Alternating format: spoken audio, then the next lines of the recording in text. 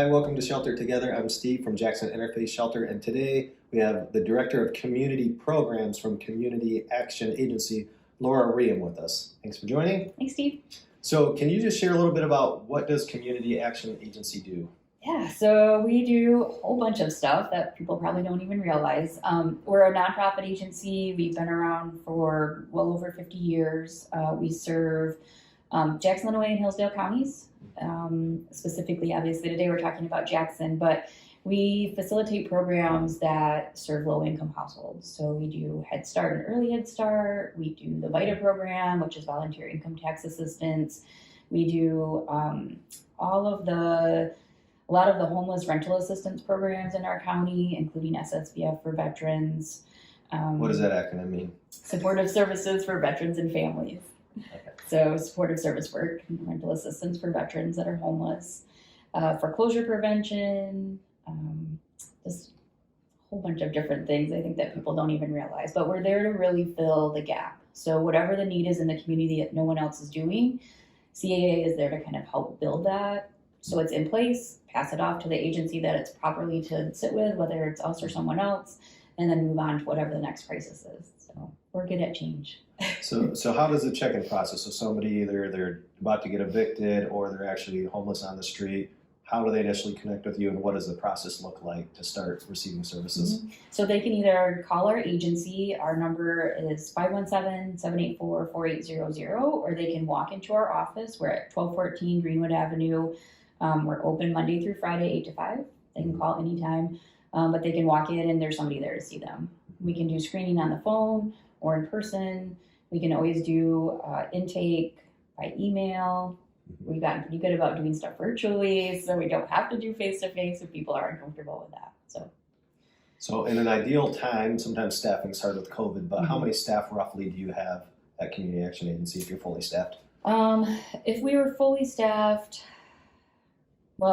if we were fully staffed across like all 3 counties, we probably have around 200 or 300 staff people, I think. In our housing department in Jackson, we probably have, when we're fully staffed, we probably have about 15. Okay, working specifically with housing. Just our homeless population and people at imminent risk of housing crisis. Okay. And do you have case managers? Do you offer transportation if somebody needs to go to a meeting? Do you have support for children if it's a single parent that needs to work? So how do you kind of wrap around those services for people? Yeah, so we have a couple layers of what we can offer to households that we're working with. So somebody that is actually in one of our housing programs where we're offering rental assistance, case management is always tied to that, and that's always probably the most important part of that, the work that we do together. So if they need assistance with transportation, they're a part of that program, we would like to assist with connecting them to the resources that are already there in the community, but sometimes that's us teaching them how do they get connected to those services first. So we may have to show them how to ride the bus and then help them ride the bus a couple times and then they're on their own, so some of that type of work. But that's what our case managers are there to do, is build those skills that they may not have. Nobody else has helped them with.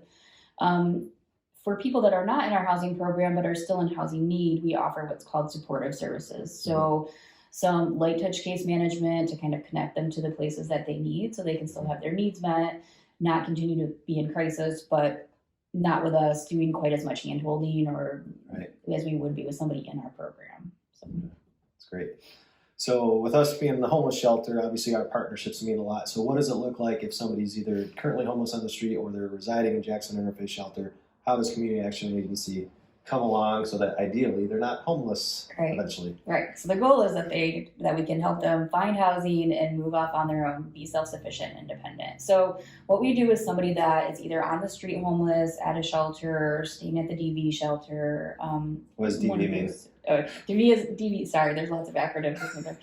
DV is domestic violence. The Aware Shelter. So the Aware Shelter in Jackson County has that. So we try to connect with the Aware Shelter, the Jackson Interfaith Shelter, training and treatment innovations that does street outreach in the community, making sure that we understand who they have either at their shelter or that they're working with. Somebody staying at the Jackson Interfaith Shelter, the Aware Shelter, they're on the street but working with TTI. We would try and connect with those service providers to make sure that we understand who they're serving so that we can also be a part of that process. So working with somebody that's homeless means that we can assist them with going on to the Housing Choice Voucher Wait List, which is a rental subsidy long-term for homeless households in our county. We can give them a prioritization into one of our housing programs that we have in Jackson County. So either through Community Action Agency or training and treatment innovations, we both serve the homeless population and have programs that they can enroll in. And so working with them to make sure that the right fit for them is where they end up in those housing programs. For the large population that we're never going to be able to give financial assistance to, I mean, most of the people at the shelter are probably never going to enroll into a Community Action Agency program where we're paying their rent ongoing and offering that service. What we're doing for them is trying to connect them to affordable housing, community resources, places like Michigan Works, Lifeways, making sure that they have all of those services in place so that we can deal with the housing piece of that, but all of those other pieces are being met by the specialists in our community. Great. Well, thank you so much. Appreciate it. Thank you.